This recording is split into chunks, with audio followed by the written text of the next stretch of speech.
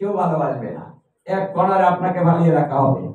এই জন্য ভাগবতের 7ম স্কন্ধে বলেছে যে মানুষ যখন বৃদ্ধ হয় তার সাথে আচরণটাও কুকুরের মতোই হয়। যদি কেউ করে বলে যান দেখবেন আচরণটা কেমন হয়, যে ভাগবতের কথা তো মিথ্যা হবে না, কুকুরের মতোই হবে। ভালোবেসে কিছু দিবে না, ওরা কুকুরের মতো রেল দিয়ে দিবে, ওই নে খা, খায় মর, মরে মরে গেলে বাচ্চা করেনি। মানে কিছু দিবে আর কটা কথা বলে দিবে, আপনাকে প্রতিনিয়ত এইভাবে জ্বালাবে, আর আপনি গুমরে গুমরে কাঁদবে, আর গোবিন্দকে ডাকবে। বাহ, গোবিন্দ বলবে এখন কেন রে, তোকে তো আমি শক্তি দিয়েছিলাম, তুই কথাও দিয়েছিলি, কিন্তু তুই যে বেঈমান, কথা দিয়ে কথা রাখিস।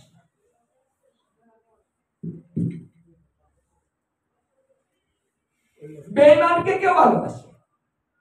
তো ভগবান আমাদের কেন ভালোবাসবেন? আমাদের বেঈমান, যে কথা দিয়ে কথা রাখে না সেই তো বেঈমান।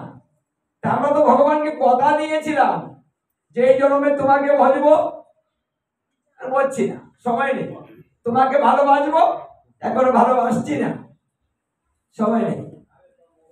তোমার নাম নিব, তোমার সেবা পূজা করবো, সব তো বলেছিলাম, আমরা সবাই বলেছি, কথা দিয়েছি। গোবিন্দ কথা দিয়েছে যে তুই যদি আমাকে ভালোবাসস আমিও তোকে ভালোবাসবো, তুই যদি আমাকে ভালোবাসস আমি কথা দিলাম তোর সমস্ত ভরণ পোষণের দায়িত্ব আমি, তোকে চিন্তা করতে হবে না। তাহলে আজকে কেন আমাদের এত চিন্তা?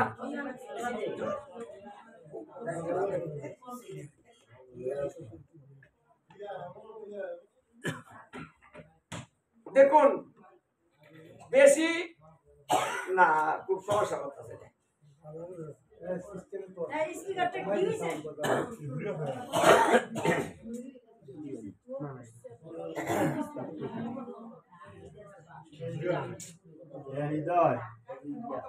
ভগবান ভক্তের কাছে কত অসহায়, ভগবান ভক্তির কাছে কত অসহায় সেটা আমরা বুঝতে পারি যখন জগন্নাথ মন্দিরে মহাপ্রভু গিয়েছিলেন সব পার্শ্বদেরকে নিয়ে দর্শন করার জন্য। জগন্নাথ মন্দিরে অনেক ভিড় ছিল, তাই ভিতরে প্রবেশ করাটা কঠিন, মহাপ্রভু যেতে পারছেন না। তাই মহাপ্রভু গেটের সামনে দাঁড়িয়ে গরু স্তম্ভের মধ্যে একটা হাত দিয়ে তিনি বিগ্রহ দর্শন করার চেষ্টা করছেন। এমন সময় একজন উড়িয়া বৃদ্ধা, শক্তিহীন, মানে শক্তি নেই, বৃদ্ধা, অনেক বৃদ্ধা, পুরো মতে এসেছে দর্শন করার জন্য, যে আর জীবনের দর্শন করতে পারি আর না পারি, একটু জগন্নাথকে দর্শন করতে যাই। অনেক কষ্ট করে যখন দর্শন করতে গিয়েছে,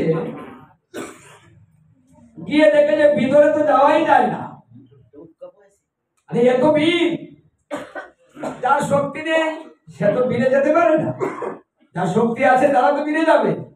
মহাপ্রভু এই ভিতরে যেতে পারছেন না, বাহিরে দাঁড়িয়ে আছেন গেটের মধ্যে গরু স্তম্ভের কাছে। ওই বৃদ্ধা মহাপ্রভুর কাছ পর্যন্ত গিয়েছে, কিন্তু তার ভিতরে আর যেতে পারছেন না। কিন্তু অনেক বৃদ্ধা তো, কিন্তু দর্শন করতে পারছে,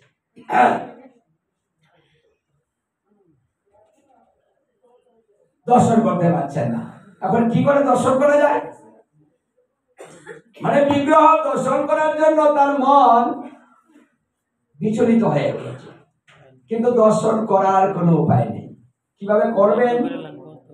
তাই তিনি কি করলেন? মহাপ্রভুর কাঁধে কাঁধ দিয়ে গরু স্তম্ভের মধ্যে হাত দিয়ে, মানে মহাপ্রভুর উপরে আর গরু স্তম্ভের উপরে দুই হাত দিয়ে, মহাপ্রভুর উপরে এক পা দিয়ে আর গরু স্তম্ভের মধ্যে একটা পা দিয়ে এই বৃদ্ধাকে উঠে পড়েছে উপরে। উঠে দাঁড়াবে কিভাবে? মহাপ্রভুর কাঁধের উপরে একটা পা দিয়েছে আর গরু স্তম্ভের উপরে পা দিয়ে গরু স্তম্ভটাকে ধরে রেখেছে। এখন দর্শন করা যায়, উপরে উঠেছে তো, তাই এটা জগন্নাথকে দর্শন করা যাচ্ছে। তো অনেক পীর হঠাৎ করে মুকুন্দ মুড়া এই রায় রামানন্দ তারা দেখছে যে মহাপ্রভুর কাঁধের উপরে পাড়া দিয়ে দাঁড়িয়ে আছে। ওদের দেখে একটু ক্রোধ আসলো, এই এই নাম, এই নাম, ধমকাচ্ছি না, টেনে হিস্ট্রে ওকে নামাতে শুরু করলো। মহাপ্রভুর উপরে পা দিয়েছে, সাহসটা দেখেছ। কিন্তু যার উপরে পা দিয়েছে সে কিচ্ছু বলছে না। মহাপ্রভু কিন্তু কোনো উত্তর দিচ্ছেন না, কিচ্ছু বলছেন না। ওকে টেনে হিস্ট্রি ওরা দুজনে নামিয়েছে।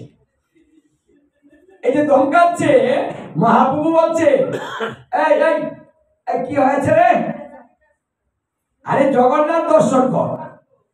জগন্নাথ দর্শন না করে হ্যাঁ তোরা কথা বলছিস কেন জুড়ে জুড়ে? আচ্ছা প্রভু, তোমার কাঁধের উপরে পা দিয়েছে, তুমি বুঝতে পারোনি? বলছে না, কে কাঁধের উপরে পা দিয়েছে? বলছে এই যে আমরা টেনে নামিয়েছি, আমার কাঁধে পা দিয়েছে, অথচ আমি জানি না। বাহ, বৃদ্ধা বলছে, ও বাবা বিশ্বাস করো, আমি যে তোমার কাঁধে পা দিয়েছি আমি জানি না। যার কাঁধে পা দিয়েছে সে জানে না, যে পা দিয়েছে সেও জানে না। বাহ, এটা কেমন কথা?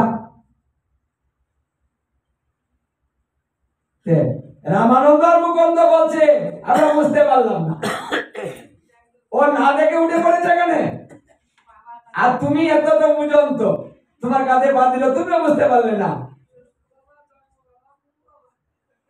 বলছে না, বুঝতে পারিনি,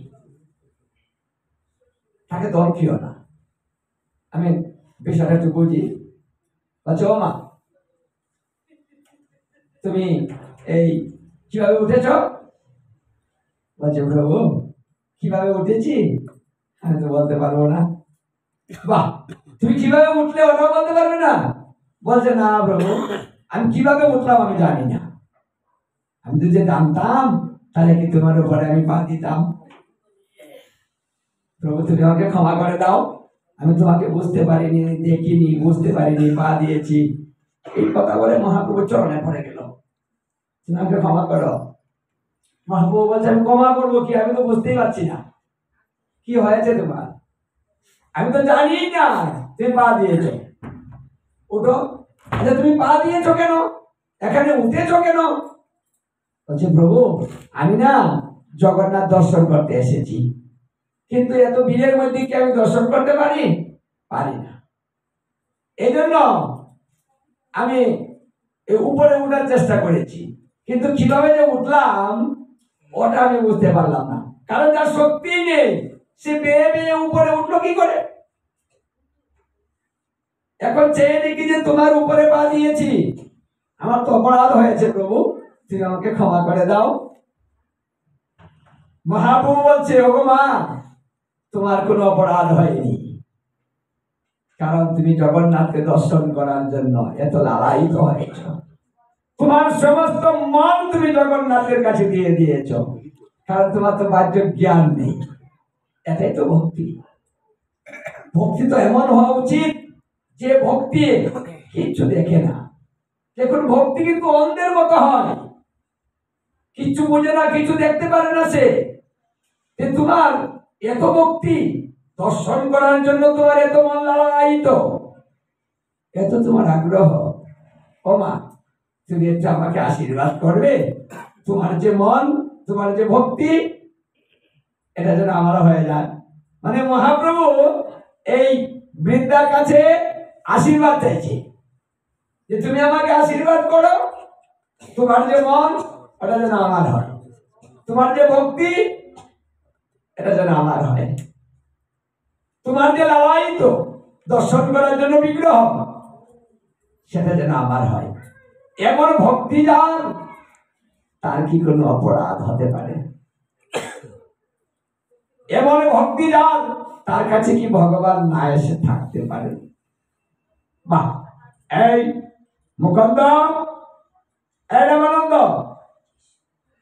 আশীর্বাদ নেই। তোর অপরাধ করেছিস, ক্ষমা চেয়ে নে। তুই ভক্তের ভক্তি নষ্ট করেছিস। এই ভক্ত ভগবান দর্শন করার জন্য তাদের ভক্তিটা জাগ্রত হয়েছিল, তোরা কি করেছিস? ভয় দেখিয়েছিস। তাই কারো ভক্তি নষ্ট করলে অপরাধ হয়। তোরা ক্ষমা চেয়ে নে। ও মা, তোমার একটু চরণের ধুলি আমাকে দাও। আমার মহাপ্রভু সেই বৃদ্ধা চরণ থেকে ধুলি নিয়ে মস্তকে দিতে লাগলেন। ও মা, ভক্তের চরণ ধুলি নিলেন, অপরাধ খণ্ডন হয়, ভক্তি বেড়ে যায়। ও মা, তুমি আশীর্বাদ করো। মানে মহাপ্রভুর এই ভাব দর্শন করে রায় রামানন্দ আর মুকুন্দ দুজন সেই বৃদ্ধার চরণে পড়ে গিয়ে বলছে, ওগো মা, আমরা ভক্তির তাৎপর্য বুঝতে পারিনি। মহাপ্রভু তো সর্বজ্ঞানী, উনি বুঝেন, কিন্তু আমরা দেখেছি তুমি পা দিয়েছ, ওটাই দেখেছি, কিন্তু তোমার ভিতরটা তো আমরা দেখতে পারিনি মা। তাই তোমার ভক্তিটা যে আমরা নষ্ট করেছি, তার জন্য আমরা ক্ষমা ভিক্ষা চাচ্ছি, তুমি ক্ষমা করে দাও আর আশীর্বাদ করো। তোমার যে ভক্তিটা হয়েছে, সেই ভক্তিটা যেন আমারও হয়ে যায়। এই কলিকালে যারা এমন ভক্তি নিয়ে থাকবে, ভগবানের যে যেখানে থাকুক না কেন, সেই ভক্তের কাছে ভগবানের সদা সর্বদা থাকবে। আমার মহাপ্রভু চিৎকার করে বলতে, ভক্ত, এই তো ভজন, প্রকৃত ভজন, ভক্তি তো ভজন। আরে ভজন মানে কি শুধু সারাদিন ভগবানের নাম নিলে ভজন হয়? যদি ভক্তি না থাকে, মোর নাম নিলে পাপ হয়। নাম নিলে তো পাপ হয়, নাম নিলে তো পুণ্য হয় না। নাম নিলে পাপ ক্ষয় হয়, পাপ হয়, ক্ষয় হয়। অরে মুকুন্দ, মুরারি, তোরা বুঝতে পেরেছিস? যার ভক্তি আছে তার কাছেই ভগবান আছে, যার নাই তার কাছে নাই।